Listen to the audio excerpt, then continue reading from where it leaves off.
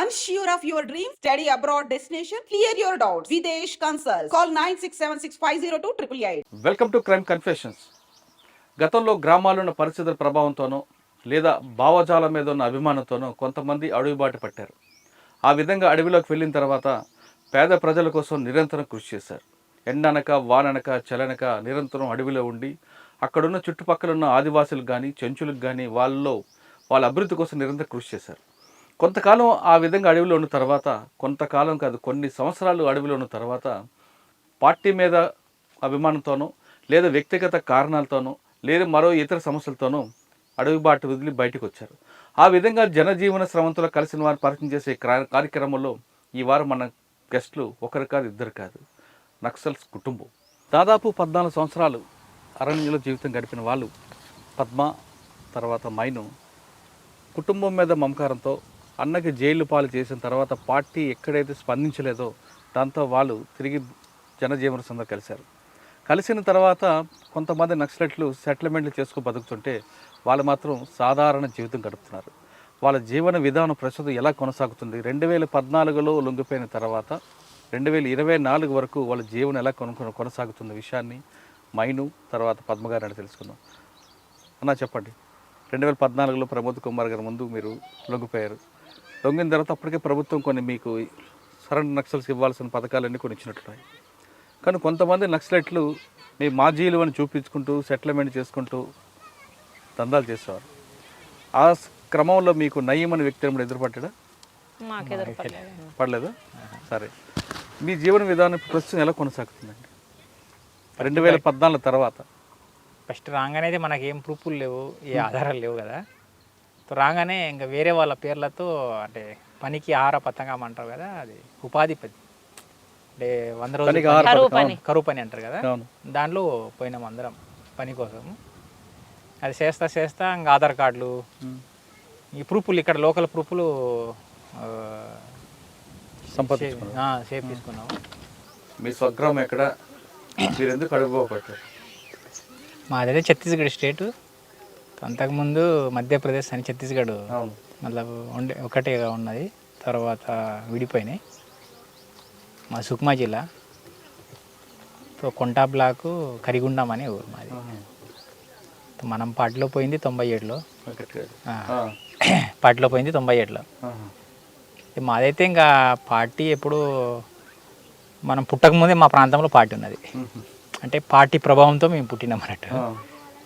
మా ఊరు కూడా నిలబడడానికి పార్టీ కారణము, ఊరికి అందరికి భూములు అందడం కూడా పార్టీ కారణం. పార్టీ ప్రభావంతో మనము పార్టీలో పోవడం అయింది. ఎంతవరకు చదువుకున్నారు? మనము 8వ క్లాస్ దాకా చదువుకున్నాం కిష్టారం ఏరియా, కిష్టారంలోనే. అది అంటే మీ ఊర్లోనే పార్టీ ఉండేది కాబట్టి మీరు అట్టే అడుగులు వేశారు. అవునా. ఎక్కడ ఫస్ట్ పని చేశారు? మనము అంటే మా ఊరు నుండి రిక్రూట్ అయినాక గొల్లపల్లి అని ఎల్ఓఎస్లో పనిచేయడం అయింది. తర్వాత పామేడ్ ఏరియా, తర్వాత ఇంకా మిలిటరీ వింగ్లో పోవడం అయింది అన్నట్టు, అంటే మిలిటరీ డిపార్ట్మెంట్లో పోవడం అయింది. పోయే ముందు మనం దానికైనా అంటే పార్టీ తరపున ఇటు పోవడానికి కారణాలు కొన్ని ఉన్నాయి.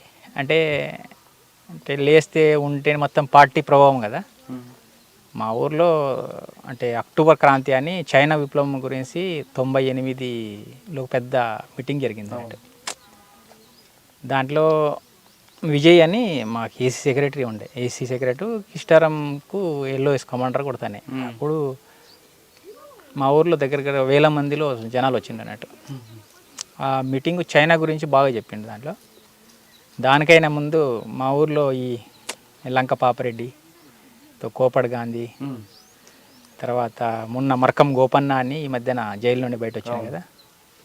మాకు చిన్నప్పటి నుండి అంటే 90, 91 అప్పటి నుండే మా ఊర్లో రావడము, జనరల్గానే పార్టీ సంబంధించిన ప్రతి ఒక్క సందేశం పాంప్లెట్ రూపంలో ఇవ్వడము, లేకపోతే మన ఊర్లో మీటింగ్లు పెట్టి చెప్పడం ఇలాంటివి చేసేటోళ్ళు.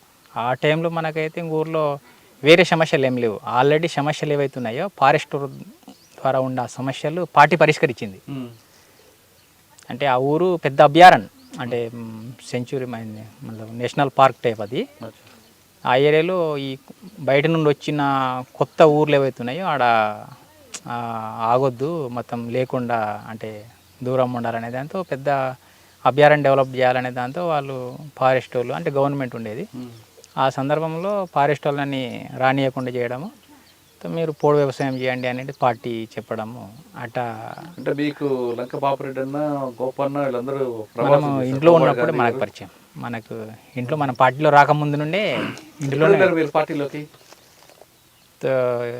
98లో పోయినాం. 98 నుంచి యూజీలో ఉన్నారా? అంతే. మిలిటరీ దీంట్లోనా? అంటే 98 నుండి 2003 దాకా ఆర్గనైజేషన్ అంటే మామూలుగా ఉన్నాం దళాలతో. తర్వాత 90 అంటే 2003లో ఏమో అక్కడ నుండి ప్లాటూన్లో తీసుకుపోయినాం. మీరు ఛత్తీస్గఢ్ దండకార్యం, అక్కేమో నల్లమల, మీ ఇద్దరికి ఎవరు కలిపారు? పార్టీనా? పార్టీనే కలిపి. కానీ పార్టీ ఉన్నప్పుడు కూడా జంతన్ సర్కార్ లాంటి సర్కారు ఏర్పడి మీరు అన్నట్లుగా సమిష్టంగా లాభాలు పొందాలని ప్రయత్నం చేసిన తర్వాత కూడా అక్కడ వస్తు మార్పిడి పద్ధతి ఇంకా ఎందుకు ఉందంటారు? ఇప్పుడు లేదు అది. ఇప్పుడంటే ఈరోజు ఉండకపోదు, మీరు ఉన్న టైంలో ఉంది కదా. అప్పుడు మనం ఉన్నప్పుడు కూడా లేదు, అంతకుముందు ఎప్పుడో పోయింది అది. నేను 2012లో చూసా, బియ్యం ఇస్తే బెల్లం ఇవ్వాలి, బెల్లం ఇస్తే పప్పు ఇవ్వాలి. ఆ వస్తువు మార్పిడి అనేటువంటిది ఉందన్న, సంతల రూపంగా కూడా వీళ్ళు అక్కడ వీళ్ళు ఎక్కడి నుంచో పండినటువంటి అడవి వస్తువుని నుంచి వాళ్ళు అరటిపళ్ళు పనసపళ్ళు తీసుకొచ్చి చింతపండు పసుపులాంటి తీసుకొస్తే ఇక్కడ నుంచి వాడు ఒక కళ్ళు సీసా ఇచ్చేవాడు. వస్తువు మార్పిడి అసలు పాత సిస్టమ్ అదే కదన్న, మన ఊర్లలో కూడా అదే కదా. ఇప్పుడు అదంతా వ్యక్తిగత ఆస్తి, స్వార్థం పెరుగుతున్నది, స్వార్థం పెరిగే కొంది ఇవన్నీ పెరుగుతున్నాయి తప్ప ఇప్పుడు వాళ్ళల్లో ఆ స్వార్థం అనేటువంటిది కనిపించదు అసలు. వీడు బతుకుతున్నాడు అంటే ఇంకొకరు కూలగొట్టాలనేటువంటి ఆలోచన కనిపించదు. అక్కడ వాళ్ళ లేదులేండి, కుట్ర అని ఉండదు. కాసేపు ఆ విషయం పక్కన పెడదాం అన్న, దగ్గరికి వెళ్తాం అన్న. మీరు చెప్పండి అక్క, మీరు ఒకే టీంలో పనిచేశారు, మీరు సూర్యం అన్నాను. ఒక ఆంబుష్ దీంట్లో ఆయన ప్రాణాలు కోల్పోయారు. మీరు చేస్తున్న దీంట్లో 76 మంది సిఆర్పిఎఫ్ దళాలది అటాక్ ఉంది, ఒక్కసారి అది రివీల్ చేయండి. అదేం పార్టీ తీర్మానం అది. అంటే మా కంపెనీ నుండి కొంతమంది ఏఓబి పోయినరు, అది మన వాళ్ళు ఇప్పుడు చెప్పినట్టుగా ఒక 30 మంది దాకా అటుపోయినారు. మిగిలిన ఒక 50 మంది దాకా ఈయనే ఉన్నారు. దానిలో భాగంగా నేను కూడా ఈయనే ఉన్నా. అది కమిటీ తీర్మానం. అంటే ఆయుధాల కోసమైనా ఆ టైంలో గవర్నమెంట్ ఒకటి గ్రీన్ అంట్ అని ఒక పెద్ద ఆపరేషన్ పెట్టింది అన్నట్టు. ఆపరేషన్కి ఎట్టయినా మనం అంటే ఇవ్వాలనే దాంతో అది సిఆర్వి ఆర్ సిఆర్సి ఎస్ఎంసి వీళ్ళ ప్రస్తావన అన్నట్టు తీర్మానం. ఆ తీర్మానం ఎక్కువ కేంద్రీకరణ అయ్యడానికి అంటే మా సిఆర్సి కంపెనీ అని బెటాలియన్ ఈ రెండు కలిసి పెద్ద ఎత్తున మనం పోలీసుల మీద చేయాలి, ఇంకా తుపాకులు స్వాధీనం చేసుకోవాలని అది తీర్మానం అంటే పార్టీ తీర్మానం తర్వాత ఎక్కడ జరిగింది కరెక్ట్గా? అది జగురుకొండ ప్రాంతం అన్నట్టు, అంటే దక్షిణ బస్తార్లోనే జగురుకొండ ప్రాంతం. దాని నుండి పక్కన ఒక సిఆర్పిఎఫ్ క్యాంప్ ఉంటుంది, సింతల్నార్ అని. సింతగుప్ప మధ్యాహ్నం అనేది అది. సింతగుప్ప నుండి ఒక 12-14 కిలోమీటర్ల దూరము. ఈ సింతల్నార్ నుండి 4 కిలోమీటర్ దూరం అది. దాంట్లో ఒక గుట్ట టైప్ ఒక సైడ్ ఉంటుంది, ఒక సైడ్ ప్లేన్ ఉంటుంది. ఎప్పుడు వచ్చిన పోలీసు వాళ్ళు అది సిఆర్పిఎఫ్ రోడ్ ఓపెనింగ్ కోసం వస్తూ ఉంటారు అన్నట్టు. దాంట్లో ఎప్పుడు వచ్చినా ఒక 100-150 మంది అటు వస్తారు. దానికి ఆడొచ్చేసరికి 2 భాగాలు అవుతారు. 2 భాగాల్లో ఒక భాగానికి కొట్టాలి, ఒక భాగాన్ని డిస్టర్బ్ చేయాలని ప్లాన్. ఆ ప్లాన్లో అంటే మనం ఏదైతే అనుకుంటామో అనుకున్న దానికి భిన్నంగా వచ్చిండ్రు. అలా 2 భాగాలకి వస్తారనేసి అనుకున్నాం కదా, వాళ్ళందరూ ఒకే రూట్లో వచ్చిండ్రు. అట్టా మనం దాంట్లో ఇంత ఒక్కరిని కూడా వదలకుండా సరౌండింగ్ చేసి. ఎన్ని గంటలు జరిగిందన్న? స్టార్టింగ్ ఎన్ని గంటలకు, ఎండింగ్ ఎన్ని గంటలకు? పొద్దున 5:50 అంటే 10 నిమిషాలు తక్కువ 6కు మొదలైంది, 9కి క్లోజ్ అయింది. 3 గంటలు. ఎందుకు వచ్చారు వాళ్ళందరూ? రోడ్ ఓపెనింగ్కి వచ్చారా? వాళ్ళ ప్లాన్ మనకు తెలియదు. మనది ఏంటంటే ఇక్కడ వస్తే ఇక్కడ చేయాలనేది, అంతేగాని వాళ్ళ ప్లాన్ ఏంటంటే ఏదో 3-4 ఊర్లు పెట్రోలింగ్ చేసి పోవాలనేసి కొమ్మింగ్ చేసి పోవాలనుకున్నారు వాళ్ళు. మీరు ఎంతమంది ఉన్నారు, వాళ్ళు ఎంతమంది ఉన్నారు? వాళ్ళు 82 మంది అట. మేము ఇటు ఒక 300 మంది ఉంటాం. అబ్బా. అందులో మీ రోల్ ఏంటి? మా రోల్ అంటే ఇంకా పార్టీ చెప్పిన బాధ్యత మనం నిర్వహించినాం అంతే. అంతా ఫైరింగ్ అయినా మీరు అందరు కూడా మొత్తం ఫైరింగ్ అంటే మైన్స్ గిన్స్ ఏం లేవు, ఆ. ఫైర్ చేసుకుంటూ ముందు పోవడం అంటే వాళ్ళందరూ ఒక ట్రూప్గా వచ్చారు కదా, మీరు ఆపోజిట్ కొట్టారు వాళ్ళని అంతే. సైడ్ సైడ్ నుండి అంటే 4 వైపుల నుండి ఫైర్ చేసిన వాళ్ళు. అంటే ఇట్లా రౌండ్గా రౌండ్ రౌండ్ చేసిండ్రు. రౌండ్ చేసినాం కదా, ఆయుధాలు దొరికాయా? దొరికినాయి. దగ్గర 81 తుపాకీ దొరికినాయి మొత్తం, ఏకేలు ఇన్సాసులు ఇలాంటివి దొరికినాయి. ఆ 76 మంది చనిపోయారు కదా, ఆ బాడీలు అక్కడే ఉన్నాయి అప్పుడు. ఆడనే వదిలేసి కొంతమంది ప్రాణంతో కొన ఊపిరితున్న వాళ్ళని కూడా కాల్చి చంపారట కదా. అయితే ఆ టైంలో ఇట్టనేది కాదు, అంటే వాళ్ళు మళ్ళీ మన మీద తిరగబడతారు అనే దాంతో లాస్ట్ టైంలో ఒక్కొక్క రౌండ్ వేసుకుంటూనే పోతారు. వాళ్ళ కాడ తుపాకీ తీసుకోవడము, పక్కన ఇవ్వడము, మళ్ళీ ముందుకు పోవడము అట్లా చేసుకుంటూ పోతారు. చంపడానికే ఆడ కూర్చున్న తర్వాత ఇక మళ్ళీ వాళ్ళు కొన ఊపిరితో వదిలిపెట్టారు కదన్న ఎవరైనా. అంటే అన్న 76 మంది చంపిన తర్వాత బాధ అనిపించలేదా మీకు? మనకు ఆ టైంలో మనకు బాధలు గీదలు ఏముంటాయి, ఎందుకంటే ఇంకా ఊర్లో అటు తాడమెట్ల అనే ఊరు ఉంది, దగ్గర దగ్గర ఒక 70 ఇండ్లకు తగలబెట్టిండ్రు వాళ్ళు. అంటే సిఆర్పిఎఫ్, ఎస్పీఓలు, సల్వాజుడు గుండలు, తర్వాత తిమ్మాపురం అనే ఊరికి మొత్తం దగ్గర దగ్గర ఒక ఇటు 90-100 ఇండ్లకు తగలబెట్టాను. అలాంటి కసి ఉంది కదా, అంటే వాళ్ళకు పోయి అంటే ఆ ఏరియాలో పోయి వీళ్ళు ఇది చేస్తూ ఉంటే వీళ్ళని ఖచ్చితంగా ఏదో ఒకటి చేయాలనే దాంతో ఉన్నది. సల్వార్జుడం సంబంధించిన పార్టీ వాళ్ళు కూడా చనిపోయారు కదా. మహేందర్ తనయ మహేందర్ కర్మ ఆ అటాక్ వచ్చి చెప్పండి సార్. మహేంద్ర కర్మ అటాక్లో మనం లేము. లేరా? కానీ మీకు తెలుసాడు కదా. తెలుసు, కానీ మనం ఎక్కడో ఒడిశాలో ఎక్కడో మా కంపెనీకి తీసుకుపోయాడు, మనకు తెలియదు పెద్దగా. అంటే మా కంపెనీలో ఒక భాగం ఈడు ఉన్నది కాబట్టి వాళ్ళు చెప్పింది అంతే. ఓకే, 76 మంది సిఆర్పిఎఫ్ అటాక్ తర్వాత మైను పేరు ఒకసారి మారుమోగింది. పోలీసులందరూ ఎందుకు టార్గెట్ చేస్తారు? అది ఇది ఒక విషయనా లేదు ఇంకా చాలా టాపిక్లు ఉన్నాయి అందులో? అంటే మనకు ఆల్రెడీ కంపెనీ బాధ్యులుగా ఉన్నాం కాబట్టి బాధ్యత మాది మిలిటరీ రంగం కదన్నా. మిలిటరీ రంగం అయిన తర్వాత పార్టీ ఏ నిర్ణయం తీసుకున్నా దాన్ని చేయాల్సిందే. మేము చెయ్యము ఈ రంగంలో. మాది మిలిటరీ రంగం. మిలిటరీ రంగం అంటే పార్టీ వాళ్ళని ఇన్ఫార్మర్ను చంపమన్నా ఇన్ఫార్మర్ను చంపాలి. ఈడ పెత్తందారి అంటే ఆ పెత్తందారిని చంపాలి. ఈడ మీరు ఆంబూసి కూర్చొని పోలీసులను చంపాలంటే పోలీసుల కోసమైనా చేయాలి. లేదు ఓన్లీ వీళ్ళని చంపడం కోసమే మనం వెళ్ళాలి, మనకు వెపన్స్ దొరక్కపోయినా పర్వాలేదు అనుకుంటే దానికైనా వెళ్ళాల్సిందే. అప్పుడు ఇంకా పాపభీతి అనేటువంటిది. ఎందుకంటే ఒక మనిషి చనిపోతే ఎవరికైనా పాపమే. ఇప్పుడు వాళ్ళకు మాకు వ్యక్తిగత కక్షలు ఏం లేవు కదా పోలీసులకు మాకు. కాబట్టి కానీ మేము ఒకవైపు ఒక వర్గాన్ని కాపాడడం కోసం మేము చేస్తున్నాం, వాళ్ళు ఒక వర్గాన్ని కోసం వాళ్ళు వస్తున్నారు. కాబట్టి ఫైరింగ్ స్టార్ట్ అయిన తర్వాత మేము గాయాలైనా మమ్మల్ని వదిలిపెట్టరు మేము దొరికినా. ఇప్పుడు అదే అంబుష్లో మా కామ్రేడ్స్ కూడా చనిపోయిండ్రు. వాళ్ళని మోసుకొని వెళ్ళేసి ఊర్లలోకి తీసుకెళ్ళేసి దాన సంస్కరణలు చేసినాము. రైడులలో అయినా అంబుషులలోనైనా ఒక మిలిటరీ రంగంలో ఉన్నప్పుడు పార్టీ ఏ నిర్ణయం తీసుకుంటుందో దాన్ని అమలు చేయడమే మా బాధ్యత. 76 మంది చంపిన తర్వాత అదే చంపడం అనరు, మీ భాషలో ఎక్స్చేంజ్ ఆఫ్ ఫైర్ జరిగిన తర్వాత పోలీస్ వైపు నుంచి కూడా మీకు ఖచ్చితంగా ఉంటుంది. అది స్టార్టింగ్ పోలీస్ తరఫున అయింది ఆ రోజు. అయితే మనం అనుకున్నది ఒకటి, జరిగింది ఒకటి. అసలు కాల్పులకు కారణం వాళ్ళేనా? అది మనం మామూలుగానే ఆ టైంలో అంటే డేరా మనకు అది చాలా అంటే 2-3 నిమిషాలు అయిపోదు. అంటే మామూలుగానే ఉన్న టైంలో వాళ్ళు మనం ఉన్న ప్లేస్లో వాళ్ళు వచ్చేసిండ్రు, వాళ్ళే ఫస్ట్ ఫైరింగ్ చేసిండ్రు ఆ రోజు. అయితే సడన్గా జరిగింది అది, మనకి స్కౌట్కు తెలియదు, మిగిలిన బ్యాచ్లు మేము అలర్ట్ కాలేదు. సో ఆ టైంలో జరిగినప్పుడు దగ్గర 3 గంటల కాలం కదా. సో 3 గంటల కాలంలో మా తరపున ఒక 8 మంది చనిపోయిండ్రు. అందులోనే 8 మంది, ఒక 10 మంది దాకా మామూలుగా ఇంజూర్డ్ అయినరు. అన్న మీరు చెప్పిన ప్రాంతం అంతా మైదాన ప్రాంతం లాగా ఉంటుంది కదా, అది పెద్ద పెద్ద కొండలు ఏం కావే కాదు, అసలు కొండలు అదే చెట్లు కనిపిస్తుంటే అక్కడక్కడ. అంతే, నాకు ఆ ప్రాంతం ఐడియా ఉంది నాకు.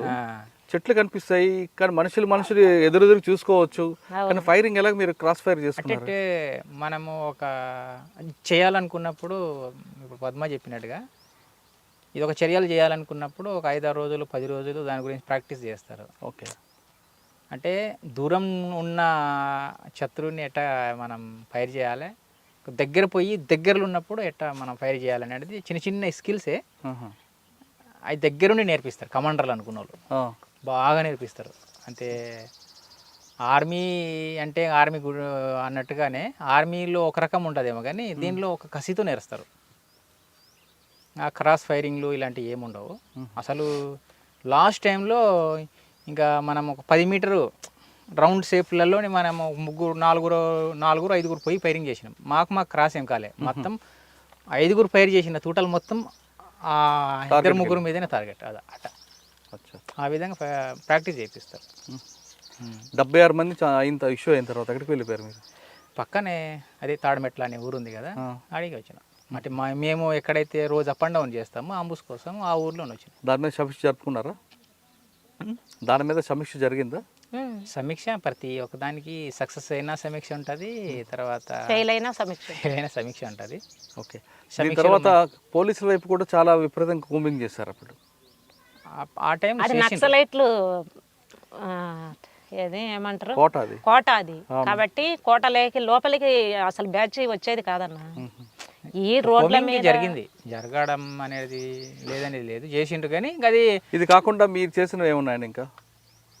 అట చేసిన చాలా ఉన్నాయి. చెప్పకుండా దామన్జోడి రైడ్ కూడా చేసినాం కదన్న. దామన్జోడి ఏంటి? అదే నాల్కో కంపెనీ కొరపుట్లో నాల్కో అనే కంపెనీ ఉంది కదా, దాని మీద సిఐఎస్ జెల్టిన్ కోసం చేసినాం.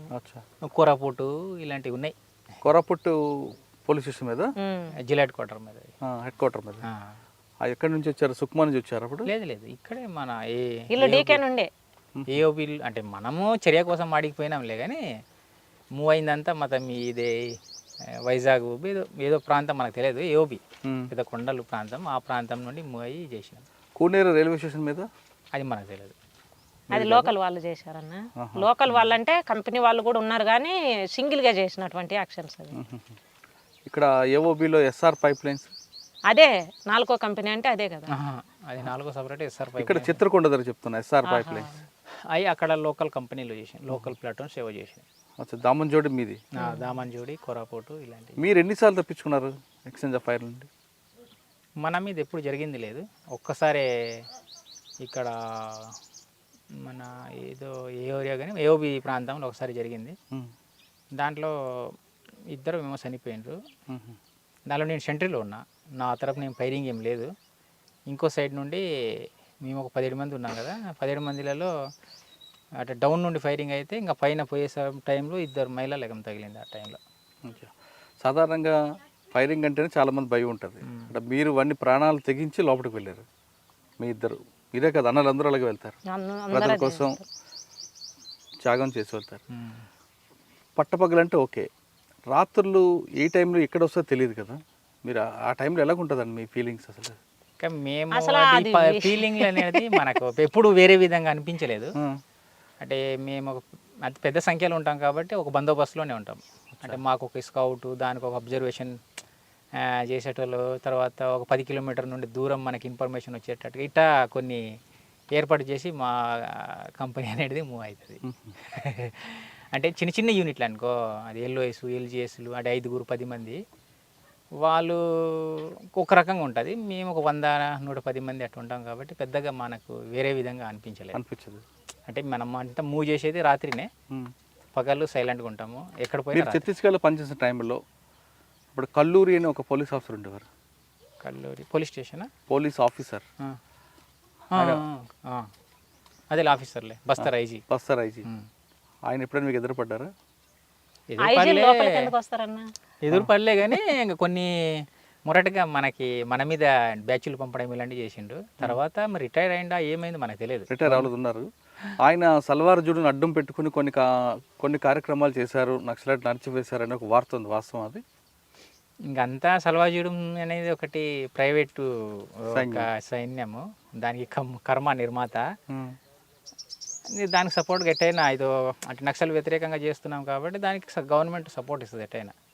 2014 వరకు మీరు లోపల ఉన్నారు కదా, 2016 వరకు ఛత్తీస్గఢ్లో రోజు ఒక ఎన్కౌంటర్ జరిగేది, కనీసం రోజుకు 1-2 చనిపోయేవారు. పార్టీకి దానివల్ల నష్టం జరిగిందా? లేదు ఆ ఎన్కౌంటర్ చూసి చాలామంది ఇంకా లోపలికి వచ్చేవారు? అంటే 14 దాకానా ఆ. ఎన్కౌంటర్లు అది ప్రతి ఒక్క ఎన్కౌంటరు దళం మీదే కాదు, అది చాలా ఎన్కౌంటర్లు అంటే ఇంకా జనాల మీదనే. మ్మ్. జనరల్గా ఇక్కడ సింగల్ దొరికినా పట్టుకుని చంపడము ఇలాంటివి చాలా చేసిండ్రు. అవి ప్రతి ఒక్కటి ఎన్కౌంటర్ అయింది అనుకో, ఎన్కౌంటర్ భాగంగా వాళ్ళు కూడా చనిపోయిండ్రు. మ్మ్. అది ఎన్కౌంటర్ రూపంలో అది మనం చెప్పలేము, అది బూటకప్పం అనేది మనం అనుకోవాలి దానికి. అంటే చాలా అంటే చాలా, అంటే ఏ ఆడ దొరికిన వాళ్ళు కాడ పట్టుకుని చంపిండ్రు సల్వాజుడుం అనే పేరుతో. ఛత్తీస్గఢ్ అనేది ఎందుకు అన్నది అసలు డెవలప్మెంట్కి దూరంగా ఉంది. అది ఛత్తీస్గఢ్ మధ్యప్రదేశ్ విడిపోయిన తర్వాత అది కూడా భారతదేశంలో ఒక భాగమే. ఛత్తీస్గఢ్ అవ్వచ్చు, బస్తర్ అవ్వచ్చు, లేదా సుక్మా కానీ, దంతెవాడ, ఈ ప్రాంతం అంతా అబూజ్మడ్, ఈ ప్రాంతం అంతా కూడా భారతదేశంలో భాగమైన డెవలప్మెంట్కి ఎందుకు దూరంగా ఉంది? డెవలప్మెంట్ అంటే దేనికి డెవలప్మెంట్? రోడ్ లేదనేనా, లేకపోతే రోడ్డు అంటే అది కాకుండా అక్కడ ఇప్పటికి కూడా ఆదివాసీలు వాళ్ళు ఇంకా మామూలుగానే ఉన్నారు. వాళ్ళకి రూపాయికి కాయిన్కి తేడా తెలియని పరిస్థితులు ఉన్నారు. దానికి కారణం ఏమనుకోవచ్చు? అంటే రూపాయి నోటుకి కాయిన్కి ఈ రెండింటికి వ్యత్యాసం కూడా తెలియని ఆదివాసులు ఉన్నారు అక్కడ. దానికి కారణం ప్రభుత్వం ఒక లేకపోవడమా, లేదు మీరున్నారు కాబట్టి ప్రభుత్వం రాకపోవడమా? ఒకవేళ మీరు కూడా ఉండి వాళ్ళలో ఎందుకు రాజకీయ చైతన్యం కానీ ఆ పరిజ్ఞానం కానీ పెంపొందించలేపారు? అంటే ఒకప్పుడు పార్టీ రాకముందు ఒక రకం ఉన్నారు, పార్టీ వచ్చిన తర్వాత వ్యవసాయం రంగంలో అందరూ బాగా యాక్టివ్గా ఇది చేయడం అయింది అన్నట్టు. డెవలప్ అంటే అప్పులేని డెవలప్ అనుకో, అంటే ఒక్కరికొకరు సహాయంతో ఉండి బతికే ఒక మంచి సంస్కృతి అది. అంటే ఆ ప్రాంతంలో డెవలప్ అంటే ఏదో బిల్డింగ్ కడితేనే డెవలప్, లేకపోతే రోడ్డు ఉంటే డెవలప్ కాదులేండి. తర్వాత ఏదో ఇంకా మొత్తం పెద్ద ఎత్తున వెహికల్స్ ట్రాన్స్పోర్ట్ వ్యవస్థ ఉంటే డెవలప్ అనేది కాదు. ఆ ప్రాంతంలో అది ఒక డెవలప్ అనుకో. ఆ విధంగా అంటే ఎవరికి ఒక ఎకరా పొలం లేదు అనేది ఎవరికి లేదు, ఒక్కరికి పొలం భూ పంపిణీ చేసింది. తర్వాత ప్రతి ఒక్కరు వ్యవసాయం చేస్తారు, ప్రతి ఒక్కరు సమానం బతకాలనే ఉద్దేశంతో ఉంటున్నారు అన్నారు దాంట్లో. ఇంకా దానికి డెవలప్ అన్డెవలప్ అనేది దాంట్లో ఏం తేడా లేదు మనకి. బయట నాలెడ్జ్ లేదు తప్ప మామూలు జీవనానికి సంబంధించిన డెవలప్మెంట్ అన్ని రకాలు ఉన్నాయి వాళ్ళకి. అక్కడ పార్టీ జనతను సర్కారం పెట్టింది, దాని యొక్క ప్రయోజనం ఎలా జరిగిందంటారు? జనతన సర్కారులలో మనకి ఆల్రెడీ మీకు కొన్ని సమీక్షలు ఇవన్నీ ఇన్ని ఉంటారు, ప్రతి ఒక్కటి ఉంటుంది దాంట్లో. అంటే బాలల సంఘం అది సంఘం రూపంలో కాదు, అంటే జనాలకు ఎడ్యుకేషన్ రూపంలో తీసుకొచ్చేటి కొన్ని స్కూల్స్ కూడా నడిపించారు, అది జనతన సర్కారే. తర్వాత మన మెడికల్స్ రూపంలో కూడా మనకి బాగా శిబిరాల్లాగా ఏర్పాటు చేసి ప్రతి జనతన సర్కార్ కింద ఒక వాళ్ళకున్న ఎడ్యుకేషన్ ప్రకారం వాళ్ళు మెడిసిన్స్ చేయడం ఫ్రీగా. ఇలాంటి అంటే సమిష్టి తత్వాన్ని, అంటే ఏ వ్యవసాయం పని చేయాలన్నా సమిష్టినే, ప్రతి ఒక్కటి. ఊర్లో ఆవులు చేయడం లేదు, అందుకు కలిపి చేసుకోవాలి, ప్రతి ఒక్కటి కలిపి చేసుకోవడం. ఊర్లో ఒక 10 ఇండ్లు ఉన్నాయి అనుకో, 10 ఇండ్లు కలిసే చేస్తారు ప్రతి ఒక్కటి. 10 మందికి ప్రతి ఒక్కరికి ఆవులు ఉన్నాయి అనుకో, రోజొకరు ఆవుల కోసం పోతారు, ఒక ఇంటి వాళ్ళు, రేపు ఇంకో ఇంటి వాళ్ళు, రేపు ఇంకో, అంటే 10 రోజులు వచ్చేసరికి ఒక రౌండ్ తిరిగి వస్తుంది అన్నట్టు ప్రతి ఒక్కటి. ఇప్పుడు ఈడేమో కూలీ ఇస్తేనే ఒక్కరి కాడ పని కోసం పోతారు కదా, అక్కడ అట్ట కాదు. నా కాడ పని అయిపోయేదాకా మిగిలిన వాళ్ళు వస్తారు, నేను వాళ్ళ కాడ అట్నే పోతాను. డబ్బు ఏముండదు, అవసరం లేదు ఆ డబ్బు, ఓన్లీ ఏమో బట్టలు కొనడానికి ఉప్పు కొనడానికి తప్ప మిగిలిన అన్నీ ఆడనే చేసుకుంటారు. ఇప్పుడు మీకు ప్రభుత్వం భూమి ఇచ్చింది కొంత భాగం, ఆ భాగంలో ఏం పండిస్తున్నారు, దీన్ని ఒక షేపుకు తీసుకొచ్చారు. ఈ షేపుకు రావడానికి మీరు ఎంత పడ్డ కష్టం ఏంటి అన్న? మాకు గవర్నమెంట్ భూమి ఇచ్చే నాటికి అది అక్కడ ఉన్నటువంటి బీడు భూములుగానే ఇది ఉన్నది. ఇక్కడ మేము కరువు పని కింద పని పెట్టేసుకున్నాం, కలెక్టర్ను అట్లా అడిగేసి కరువు పని కింద ఏపీఓని అడిగేసి ఇది కరువు పని కింద పెట్టించి మాకేమన్నా రాళ్ళు తీసే పని చేయించండి అన్న, లేకపోతే ఈ భూమి మేము చేసుకోలేమని చెప్పేసి అన్నాము. అట్లా కరువు పని కింద పెట్టించిండ్రు. ఈ చుట్టూ గోడలు పెట్టడానికి దాదాపు ఇక్కడ ఉన్నటువంటి ఈ 2 గ్రామాల వాళ్ళు, పందెలపల్లె, తర్వాత ఈ లక్ష్మీపురము, శాంతినగర్, ఈ 3 గ్రామాల వాళ్ళు మాకు చాలా హెల్ప్ చేసిండ్రు. ఇది మొత్తము కరువు పని కింద వచ్చి, కరువు పని కింద డబ్బులు ఇచ్చినా వ్యక్తిగతంగా ఇంకొకరికి పోయి చేయడానికి సహకరించరు ఎవరు. కానీ వాళ్ళు ఈ 3 గ్రామాల వాళ్ళు మాకు చాలా హెల్ప్ చేసి ఈ భూమి కూడా వాళ్ళ ఎద్దులు మేపుకునేది అయినప్పటికీ ఈ గ్రామ ప్రజలు మాకు ఈ భూమి ఇవ్వడానికి సహకరించారు. ఇట్లా మొత్తం ఈ చుట్టూ ఈ గోడ పెట్టడానికి చేలో ఉన్నటువంటి రాళ్ళు మొత్తం కూడా 300 మంది, ఒక్కొక్క రోజు 300 మంది 400 మంది కరువు పని కింద ఈ చుట్టూ చేయించుకున్నాం. ఎన్ని సంవత్సరాలు పట్టిందమ్మా ఇదంతా తయారవడానికి? ఇది మొత్తం ఇప్పటికీ 6 సంవత్సరాలు పట్టిందన్న మీరు ఇట్లా మేము చెప్పండి, చేయడానికి. ఈ మొక్క ఈ సైజుకి వచ్చింది, చాలా అందంగా తయారు చేశారు మీరు. చీనికాయలు, బత్తాయికాయలు ఎన్ని గంటలు కష్టపడుతుంటారు? దీన్ని మీరు ఏం చేస్తుంటారు రోజు? మినిమం రోజు 6 గంటలకు వస్తాం పొద్దున. అంటే పొద్దున వచ్చేసి ఇంకా ఒక్కొక్క రోజు 9 దాకా చేసేసి ఇంటికి పోతాము. లేకపోతే అక్కడే లేట్ అయింది అనుకో, 8 అట్టు వచ్చినామనుకో, సాయంత్రం దాకా ఈయనే ఉంటాం. ఏదో ఒకటి చెట్టు పక్కన ఉన్న రాయి తీయడము, దాని చుట్టూ తవ్వకము, గడ్డి ఉండిన గడ్డి తీయడము, ఏదో ఒకటి చేస్తూనే అనమాట. అట్లా చేయబట్టి ఈ ఆకారం వచ్చింది. కానీ నీరు చాలా ఇబ్బంది కదా ఇక్కడ. బోర్లు ఆల్రెడీ బోర్లు 2 బోర్లు వేయించుకున్నాం. ఇంకా వేయాలి. కానీ ఇప్పుడు వెలుగొండ ప్రాజెక్ట్ వస్తుంది, దానివల్ల మీకు లాభం వస్తుందా? లాభమే ఉపయోగం ఇది. మాకు నీళ్ళు వాటర్ పెరిగిద్ది కదా. ఇప్పుడు చెట్లకు వాటర్ తగ్గింది, చెట్లు వాడబడుతున్నాయి, అందుకే ఇట్లా ఉంది. కానీ ఆ నీళ్లు దాంట్లో ఉన్నాయంటే మా బోర్లలో నీళ్లు పెరుగుతాయి కదా. కానీ నీరు పెరుగుతుంది, కానీ రేపు భూమి రేటు పెరుగుతుంది. రేపు అన్ని రకాలుగా పెరిగిన తర్వాత దీని మీద కొంతమంది కన్ను కూడా పడుతుంది. కన్ను పన్న మాకు అట్లా ఏం చేయాలి. ఆల్రెడీ గవర్నమెంట్ పర్మిషన్ తో ఇచ్చింది, మాకు పట్టాలు గవర్నమెంట్ ఇచ్చింది కదా. పట్టాలు ఇచ్చింది, కానీ ఇంకొక రకంగా కొంతమంది చేస్తారు. అప్పుడు ఏం చేస్తారు? చేయలేరు. అప్పుడు అట్లా ఏం చేయలేరు అన్న. ఆ నమ్మకం మాకు. ఈ రోడ్డు పక్కన ఉన్న భూమి కదమ్మా, ఎవరు రాలేదు ఇంతవరకు? ఎవ్వరు రాలేదు. ఆల్రెడీ బీడుగా ఉన్నది అది. అక్కడ మొత్తం మళ్ళీ ఎస్సీలకు ఇచ్చారన్న. ఇవన్నీ కూడా అట్లనే బీడుగా ఉన్నాయి. ఇది ఇక్కడ దాకా ఖాళీ స్థలం, ఖాళీ పొలం. ఇది అంటే బీడుగానే ఉన్నది. ఇంక ఇక్కడ మన సర్వేర్లకు వీళ్ళ వాళ్ళకి చూపిస్తే ఇది ఖాళీగా ఉందని ఇక్కడ తేలినాకనే ఇంతమందికి ఇవ్వాలని చెప్తే అంటే మొత్తం మీ కుటుంబం అంతా దీని మీద ఉన్నది. అంటే దీనికైనా మంచి పొలాలు ఉన్నాయి. మళ్ళీ 2 ఎకరాలు 3 ఎకరాలు 4 ఎకరాలు అట్ట బిట్టు దూరం ఉన్నాయి. కానీ అంటే ఎట్లున్నా కానీ వికేంద్రీకరణం అవుతాం అన్నట్టు. అంటే ఫ్యామిలీ ఒక చోటు ఉండదు, ఆడొక కుటుంబం ఉంటుంది. ఏది ఉన్నా కానీ మనం ఒక చోట ఉండాలి, ఒకే చోట తీసుకోవాలనే దాంతో గీనె రాళ్ళైనా ఏదైనా కానీ తీసుకోవాలని. ఒకసారి పంట దిగిందా? పంట దిగలేదు, ఇంకా కోతకు వదలలేదు, అసలు కాపుకు వదలలేదు. 5 సంవత్సరాలకు చెట్లను కాపుకు వదిలేదు. ఇది 4వ సంవత్సరము. కొన్ని చెట్లు అది నుండి అవతల 4వ సంవత్సరం, ఇవి 3 సంవత్సరాలు. అది పెట్టడానికి డబ్బులు ఎక్కడి నుంచి వస్తున్నాయమ్మా? మనము కరువు పని కింద పెట్టినామన్న. చెట్లు నాటేది కూడా గవర్నమెంట్ కిందనే పెట్టినాము. కరువు పని కింద 3 సంవత్సరాలు దీని మెయింటెనెన్స్ ఖర్చు ఇచ్చిద్ది. అది అక్కడ బోర్డులు ఉన్నాయి చూసినా, అది అక్కడ బోర్డులు. ఆ బోర్డులు మన కరువు పని కింద గవర్నమెంట్ చేపించిన విధంగా అట్లా ఎస్టిమేషన్ మొత్తం దాంట్లోనే ఇస్తారనమాట. మేము దీంట్లో పని చేసినా మా కూలీ లెక్క కూడా ఇచ్చింది అనమాట. అట్లా 3 సంవత్సరాలు మెయింటెనెన్స్ ఖర్చులు ఇచ్చింది. చెట్లకు ఫస్ట్ 1 సంవత్సరం మొత్తం మేము డ్రిప్పులు బోర్లు వేపించుకోలేకపోయినప్పుడు గవర్నమెంట్ నుంచే వాటర్ పోయడానికి కూడా దీనికి డబ్బులు ఇచ్చింది. అట్లా ఆ బిల్లులతోటే మళ్ళీ ఈ బొచ్చేలో బోర్లు వేపించుకున్నాము. అట్లా దీంట్లో డెవలప్ అయినందు తప్ప మేము ఎలాంటి మిగిలిన వాళ్ళ ఏదో నక్సలైట్లు ఇట్లా చేస్తారంట, అట్లా చేస్తారంట, దందాలు చేస్తారంట. మేము వచ్చిన ఉదయం వస్తే మళ్ళీ సాయంత్రం ఇంటికి పోయేది. అట్లా మేము కష్టపడుతున్నాము. అట్లా ఈ పొలాన్ని ఇంత బాగా చేసుకోగలిగినాము. ఇప్పుడు 8 ఎకరాల్లో మీ ముగ్గురు 4 కుటుంబాలు 4 కుటుంబాలు చీని తోట కాకుండా కొంతమంది వేరే గడ్డి నుంచి కొంత పాము తీస్తున్నారు కదా, ఒకసారి వివరం చెప్పండి అన్న. మేము ఇది ఓన్లీ దీని మీద అయితే మరి మనకు రాబడి ఏం లేదు కదా, తినడానికి ఇబ్బంది అవుతుంది అనేటువంటి దాంతో మేము పామరోజా అని చెప్పేసి గడ్డి ఇక్కడ ఏరియా అన్న వేసినాడు 100 ఎకరాలు. సరే దాన్ని చూద్దాము, ఈ మిరప ఈ పత్తి ఇలాంటివి అయితే మనం చెయ్యలేము, వాటికి మందులు కొట్టడము, దానికి అనుభవానికి సంబంధించి ఎంత మనకు తెలియదు అని చెప్పేసి మేము కూలికి వెళ్ళినాం వాళ్ళకి. వెళ్ళినప్పుడు ఆ కూలి పని చేసేటప్పుడు చెప్పాడు రవి, మనం కూడా వేసుకుంటే బాగుంటుంది ఇట్లాంటిది అని చెప్పేసి. కమర్షియల్ పంట కూడా వేయించావు? వచ్చి చెప్పిన తర్వాత సరే కూలికి వెళ్ళడం బాగుండదు కదా మనకి, సరే ఏదో మన శక్తి మేరకు అని చెప్పేసి మళ్ళీ ట్రాక్టర్ను రీఫైనాన్స్ పెట్టేసి ట్రాక్టర్ కంతుల వారిగా తీసుకున్నాము. పనికి పోయిన డబ్బులు మళ్ళీ 6 నెలలకు ఒకసారి కంతు కట్టేవాళ్ళము.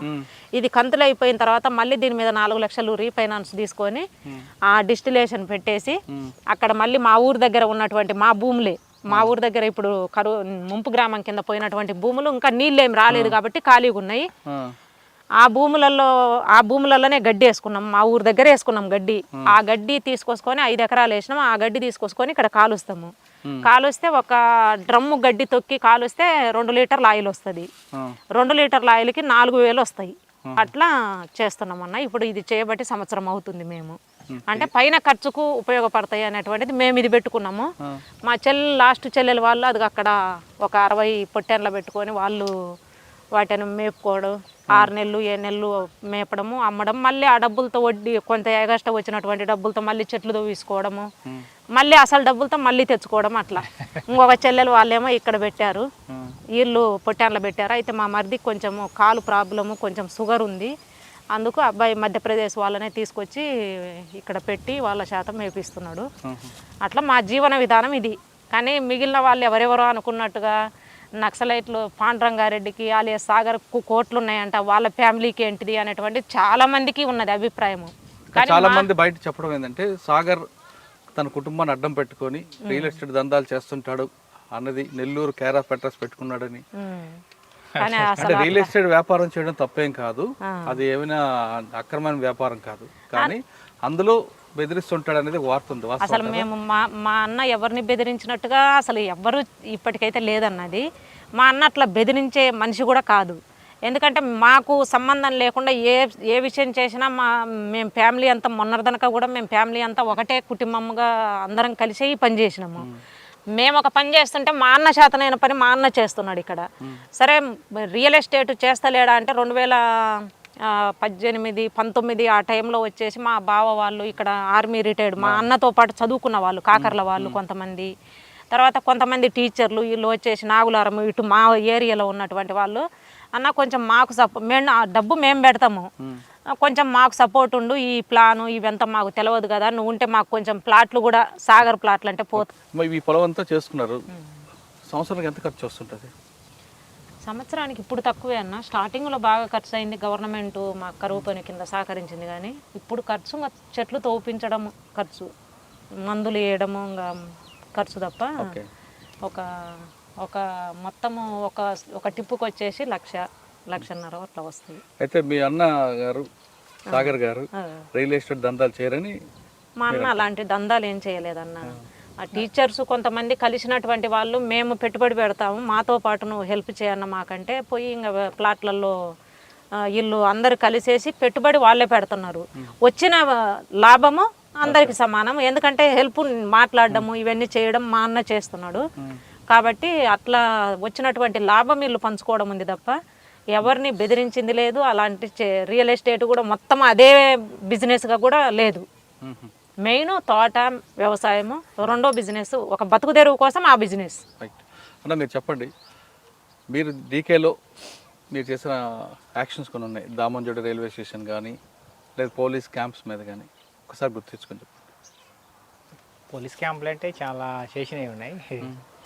ఒకటే మురికినార్ అని ఒకటి ఉంది, సలవాజుడం అంటే మనకు 2006లో. అది నీ అడగలేదు, నేను చెప్తున్నా చెప్పండి.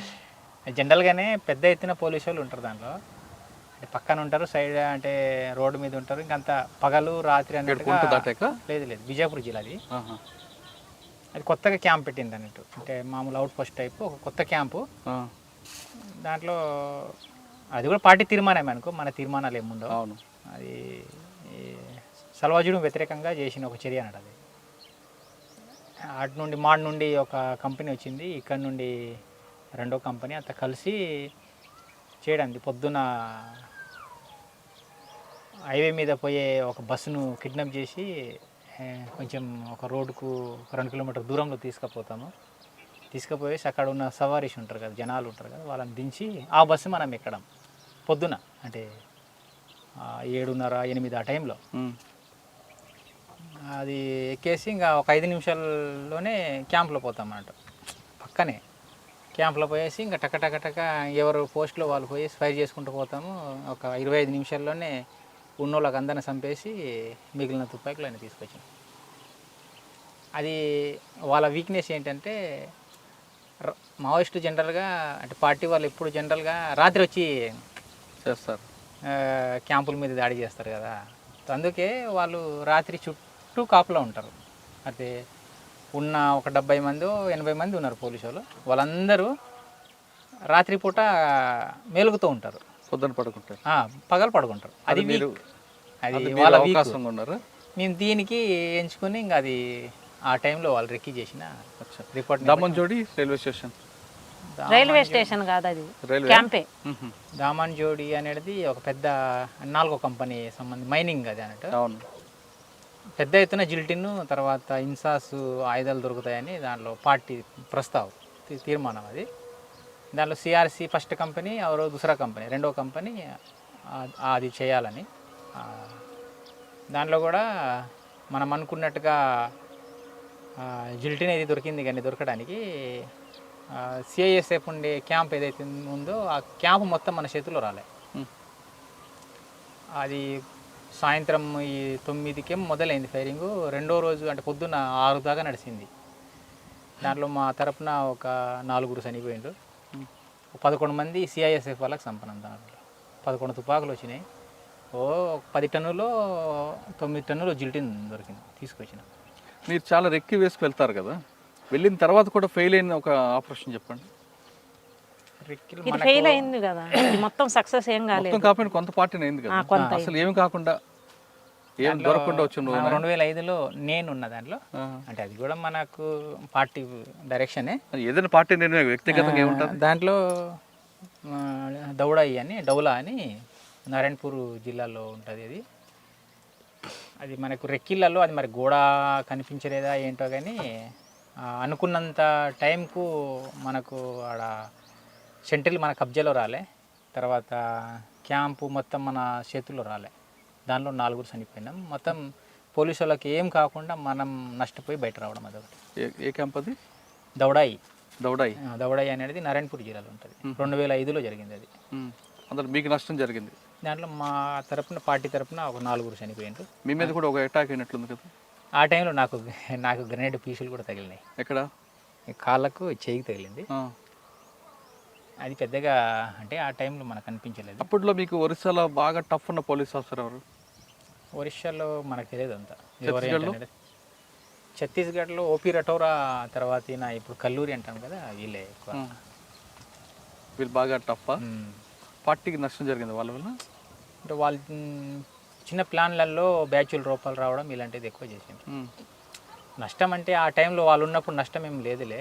ఇప్పుడు ఇంకా పెద్ద ఎత్తున పార్టీ నష్టపోతుంది. కానీ ఛత్తీస్గఢ్లో పార్టీ ఇప్పటికి నష్టం జరగడం కారణం అనుకోవచ్చు. అంటే ఒక పార్ట్ చెర్ల వెంకటాపురం జంతన్ సర్కార్ వైపు ఇప్పటికీ పట్టుంది, కానీ కుంట సుకుమా డిస్ట్రిక్ట్ ఇటువైపు నష్టపోవడానికి కారణం ఏంటి అనేది పార్టీ సమీక్షించాలి. అది మనకు తెలియదు. ఎందుకంటే ఇంకా మనము అనుకోవడం ఇది అనేది మనం బయట నుంచి చెప్పడం కూడా కరెక్ట్ కాదు. బయట నుంచి చెప్పడం కూడా కాదు. ఆ టైంలో అదంతా బాగానే ఉన్నదన్న. మనం డీకే మొత్తం మన పట్టు ఉన్నటువంటి ప్రాంతంగా ఉన్నది. ఇప్పుడు దెబ్బతింటుంది. అది ఏంటిది అనేటువంటిది పార్టీ సమీక్షించుకోవాలి. అంటే పార్టీ తీసుకున్న లైన్ ఇప్పుడు పురాతన లైన్ కాబట్టి పార్టీకి ప్రజలు దూరం అవుతున్నారు అనేది. అంటే ప్రజలు మారుతున్నారు, వాళ్ళ అభిరుచులు మారుతున్నాయి. అవును, దానికి అనుగుణంగా పార్టీ లైన్ కూడా మారితే బాగుంటుందేమో కదా. భారతదేశం అర్ధవలస అర్ధభూస్వామ్య దేశము అనేటువంటిది ఒక లైన్ తోటి మనం స్టార్ట్ అయింది. ఇది పెట్టుబడిదారు దేశంగా మారుతున్నది. అది పార్టీ కూడా సమీక్షిస్తుంది. మొత్తము పరిస్థితులు మారుతున్నాయి. మొత్తము భారతదేశమే పెట్టుబడిదారు దేశంగా మారుతుంది కాబట్టి కొన్ని మార్పులు చేస్తుంది. కానీ మొత్తం లైన్ మార్చుకోవడం అనేటువంటిది అలాంటి చేయలేదు. వ్యూహము ఎత్తుగడలు అనేటువంటిదే పార్టీ. అదే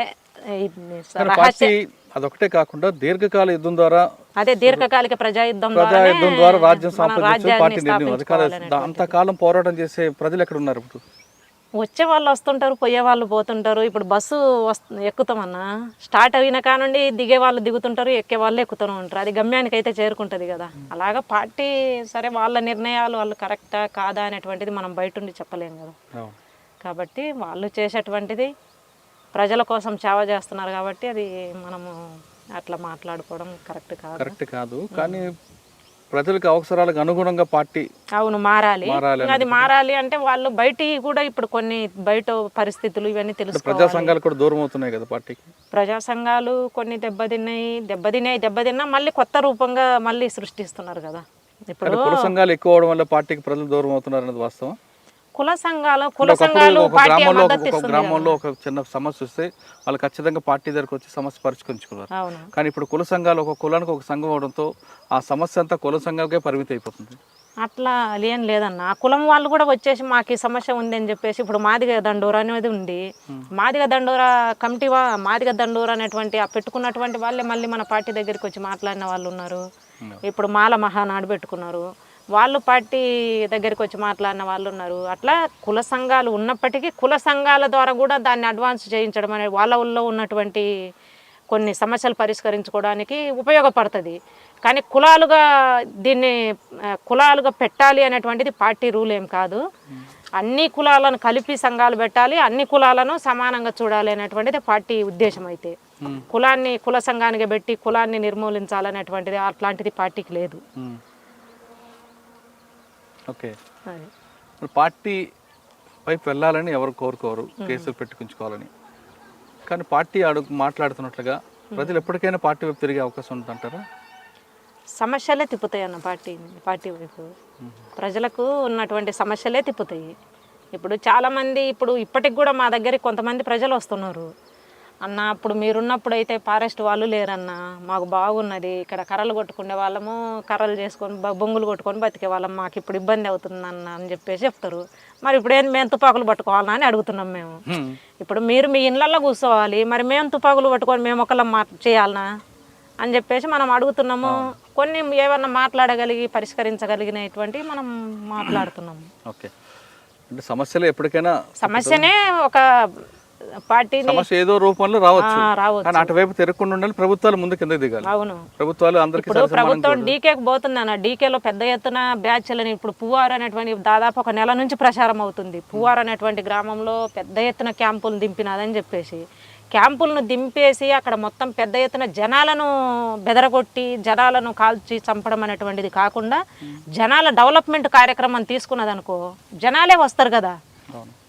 కాబట్టి అలాంటి ఇప్పుడు ఏపీలో ఉన్నటువంటి గవర్నమెంట్ ఉంది. ఏపీలో ఒకవైపు ఫస్ట్ క్రూరంగా వ్యవహరించిన తర్వాత చాలా కిందికి దిగేసి మొత్తం గ్రామాలకు వెళ్ళేసి గ్రామాలలో జనాలతో మాట్లాడము, రకరకాలుగా ప్రజలకు సహకరించడం అనేటువంటిది చేసిండ్రు. ఆ రూపం తీసుకున్నప్పుడే జనాలకు సహకరించడం ఇంకా పార్టీ అవసరము ఏదో ఒక రకంగా ఉంటదన్న. కాదమ్మా, ఇప్పుడు ప్రభుత్వాలు దిగి ప్రజల దగ్గరకు వచ్చి ప్రజలకు అవసరాలు నెరవేరిస్తే ఇంకా ప్రజలు పార్టీ వైపు ఎందుకు వెళ్తారు? తగ్గుతుంది, మెజారిటీ తగ్గుతుంది. ప్రజలు ఇప్పుడు ఉన్న యువకులు పార్టీ వైపు వెళ్లకుండా ఉండాలంటే ప్రభుత్వం దిగాలి. అవును, గవర్నమెంటే గవర్నమెంట్ పని చేస్తుందంటారా? అన్ని విషయాల్లో చేయకపోయినా కొన్ని విషయాలు చేసింది. అన్న మీరు చెప్పండి అన్న, ఒకప్పుడు తుపాకీ పట్టుకున్నారు, వెళ్ళారు, పోరాటాలు చేశారు, బయటకు వచ్చారు, ఏదో ఆ ఫోటోలు చూపించి బతకకుండా తిరిగి సాధారణ జీవితం గడుపుతారు. కానీ ఇప్పుడున్న యువత రాత్రి కోటీశ్వర అయిపోవాలని, విలాసవంత జీవితం గడపాలని కోరుకుంటుంటారు. అటువంటి వాళ్ళకి మీరు ఇచ్చే మెసేజ్ ఏంటి? ఫస్ట్ అయితే వాళ్ళ చదువు, ఇప్పుడు చదువుకున్నట్లు ఎవరైతున్నారో వాళ్ళు ఫస్ట్ చదువులలో వాళ్ళు ఏం గోల్ పెట్టి చదువుతున్నారు అనేది ఫస్ట్, ఏం సాధించాలని చదువుతున్నాం అనేది. తో ఆ క్రమంలో కొంతమంది సాధిస్తాం, కొంతమంది సాధించలేము.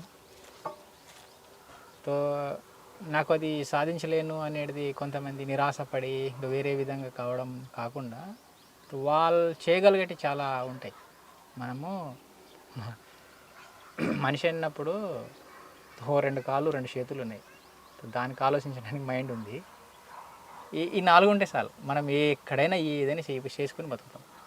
నేను పాటి నుండి బయట వచ్చేటప్పుడైనా నాకు రావడానికి ఇష్టం లేదు ఫస్ట్, కానీ అన్నది కదా పద్మ, అదే సరేలే మనం కులం అనుకొని మనం పెళ్లి చేసుకున్నాం, దీనికైనా మనం ఇది ఉండాలనే దాంతో నేను బయట రావడం అయింది. ఇక్కడ పోయినాక బతకడం ఏంటిది అనేది చాలామంది క్వశ్చన్గా అడిగిన రాడా, మన జంపన్ అయితే చాలా అడిగింది నాకైతే. అక్కడ పోతే బతకడం ఏంటిదని జంపన్న అని మోడెం బాలకృష్ణ, తర్వాత ఇంకా అక్కడ 2-3 ఉన్న సీసీ వాళ్ళు, బతకడం కష్టం అవుతుంది అనేది. తర్వాత అదే కాకుండా బయట వచ్చినప్పుడు కూడా ఆఫీసర్లు కూడా అడిగిండ్రు, అంటే నువ్వు జాబ్ తీసుకుంటే బాగుంటుంది, మీ లైఫ్ సెటిల్ అవుతుంది అనేది. నాకు ఏ జాబ్ వద్దు, మేము ఏదో ఒకటి చేసి బతకడానికి మాకు వేరే ఎవరు చెప్పాల్సిన అవసరం లేదు, మేము ఏదో ఒకటి బతుకోసం మేము బతకడానికి అనే అదే సంకల్పంతో ఉండి ఇంకా 0 నుండి మేము స్టార్ట్ అయినాం ఇక్కడ. సో ఈ స్థాయిలో మనం దీనికి డెవలప్ చేయడమైనా సో వచ్చే రోజుల్లో మేము ఇట్లా బతకగలుగుతామని మేము మా కాళ్ళలో మేము నిలబడి వేరే వాళ్ళకి చెప్పడానికైనా మా జిద్దే మా కష్టమే. చదువుకునేటోళ్ళైనా రేపు ఉద్యోగం రాలేదని వాళ్ళు బాధపడాల్సిన అవసరం లేదు, వేరే ఏదో ఒకటి చేసుకుని బతకవచ్చు. బిజినెస్లు చాలా రకాలు ఉన్నాయి, ఇప్పుడు వచ్చిన బిజినెస్లలో తో చాలా రకాలు ఉన్నాయి. ఇంకా వాళ్ళు ఆల్రెడీ విద్య ఉంది కాబట్టి విద్యని ఉపయోగించి వాళ్ళు ఉన్న నాలెడ్జ్ని జోడించి ఏదో ఒకటి చేసి బతకడానికి. ఒక మనిషి బతకాలంటే నేరం చేయాలని అవసరం లేదంటున్నారు మైను. అలా అని తుపాకీ కూడా పట్టాల్సిన మరీ అంతగా అవసరం లేదని చెప్తున్నారు.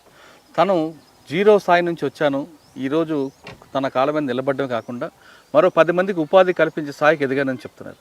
మనిషిలో సంకల్ప బలం గట్టిగా ఉంటే ఏ పనిని సాధించవచ్చు అనే దానికి బెస్ట్ ఎగ్జాంపుల్ మైనం అలియాస్ రవి. ఎక్కడో ఛత్తీస్గఢ్లో పుట్టి ప్రజల కోసం లోపలికి వెళ్ళి పార్టీ ఆదేశాల మేరకు కొన్ని కార్యక్రమాలు చేపట్టిన తర్వాత పెళ్లి చేసుకొని బయటకు వచ్చి సాధారణ జీవితం గడుపుతున్నాడు. మిగతా మాజీ నక్సలైట్ లాగా దందాలు చేసుకుంటూ కాకుండా తిరిగి సాధారణ రైతు కుటుంబంలా పనిచేస్తూ 10 మందికి ఆదర్శంగా నిలుస్తున్నాడు. ఇక పద్మక్క కుటుంబం మొత్తం అడుగుకి వెళ్ళారు. కేవలం ప్రజల కోసం వెళ్ళారు తప్ప వాళ్ళు వ్యక్తిగతంగా సంపాదన కోసం స్వార్థం కోసం వెళ్ళలేదు.